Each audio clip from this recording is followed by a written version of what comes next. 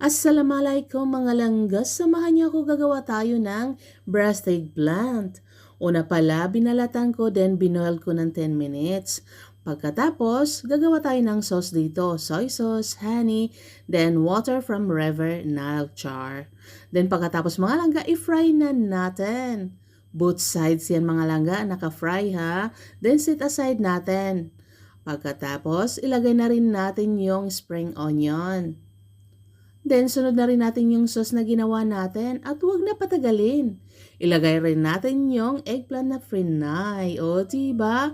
At lagyan na rin natin ng spring onions at saka yung sesame. Ito yung yummy mga langga. Masarap to sa kanin dahil ako lang ang kakain. Ito yung pinagtripan ko lutuin ngayon. Kaya ano pa inantayin natin mga langga? Mag-craving tayo ng eggplant. Kaya kainan